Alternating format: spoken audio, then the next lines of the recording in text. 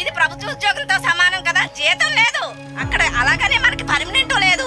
ఈ పెన్షన్లు ఏమి కూడా అంగన్వాడీ టీచర్ ఉన్న ఇంట్లో అంట వర్తించమంటాయి. మీరు చాలా కీలకమైన పాత్ర సమాజంలో వహిస్తున్నారు, దాంట్లో ఎలాంటి సందేహం లేదు. మీకు మేము అండగా నిలబడతామని నేను హామీ ఇస్తున్నాను. మీరు మళ్ళీ రోడ్ ఎక్కకుండా చేసే బాధ్యత మేము తీసుకుంటాం తల్లి.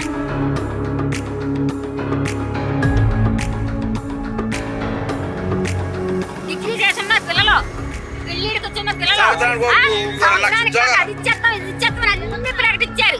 ఏది ఒక్కడు చేయలేదు.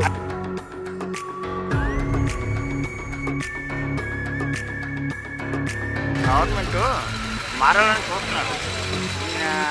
సరిగ్గా పరిపాలించి అంతా ప్రతిపక్షం వాళ్ళు అనడానికే చూస్తున్నారు కానీ ప్రజలుగా చూడలేదు.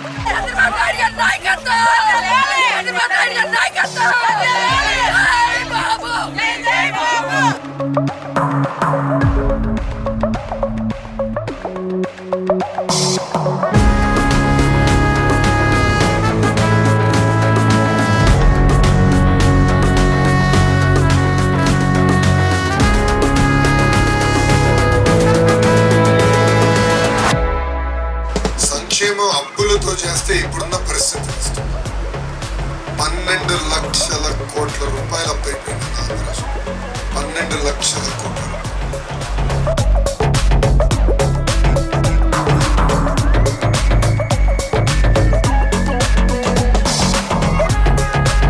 చంద్రబాబు నాయుడు ఖచ్చితంగా చెప్పాలంటే నా రాష్ట్రం బాగోవాలి.